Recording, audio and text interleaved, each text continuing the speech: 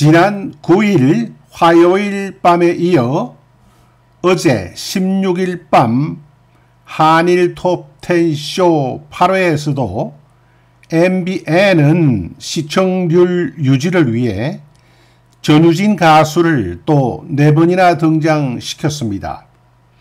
MBN이 드디어 감을 잡은 것입니다.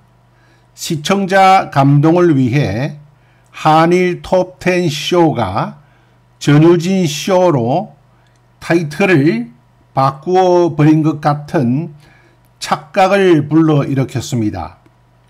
고객 감동을 영어로는 커스터머 서프라이징이라고 하는데, 그렇다면 시청자 감동은 오디언스 서프라이징이라고 해야 할 것 같습니다.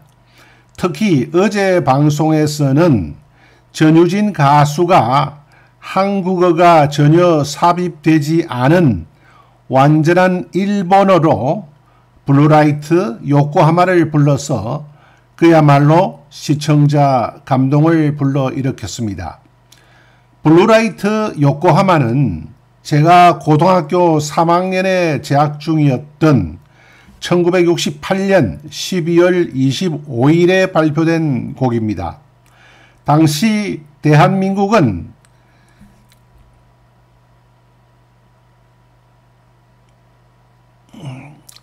일본의 대중문화를 금지했습니다.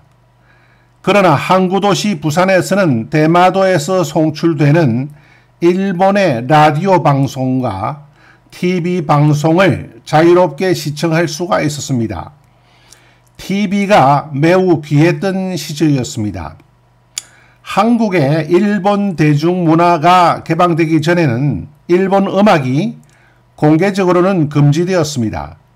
그러나 그때에도 한국에서 멜로디가 알려졌던 몇 안 되는 일본 가요 중 하나가 바로 블루라이트 요코하마입니다.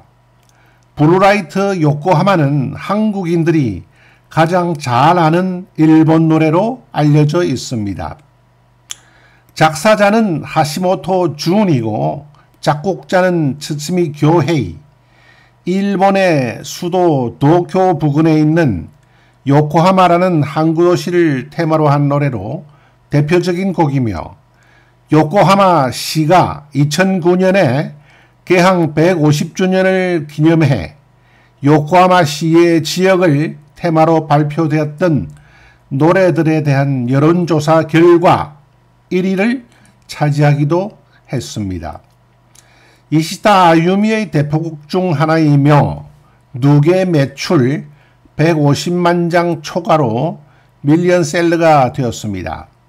이 노래로 이시타 아유미는 자신의 첫 오리콘 주간 차트 1위를 차지하기도 했습니다.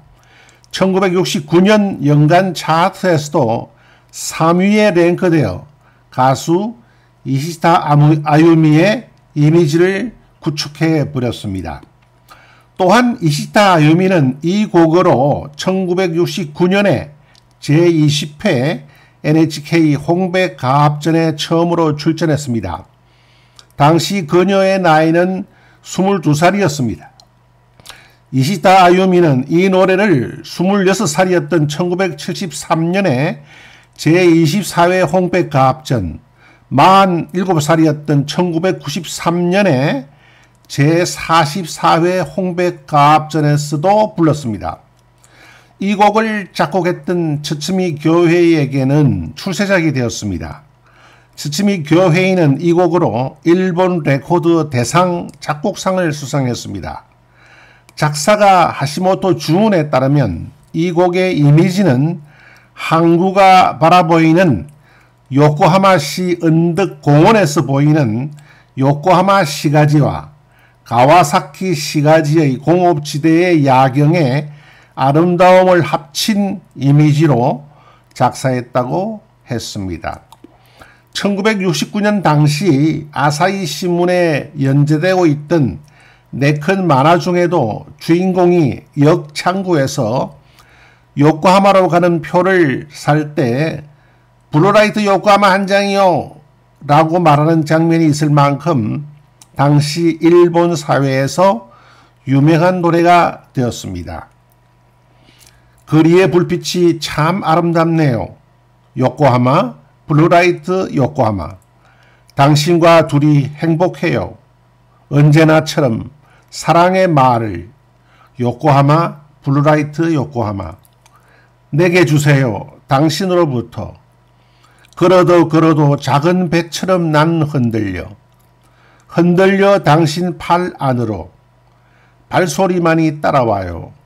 요코하마, 블루라이트 요코하마. 다정한 입맞춤 다시 한 번 더. 걸어도 걸어도 작은 배처럼 나는 흔들려. 흔들려 당신 팔 안으로. 당신이 좋아하는 담배 향기. 요코하마, 블루라이트 요코하마. 둘만의 세계여 언제까지나.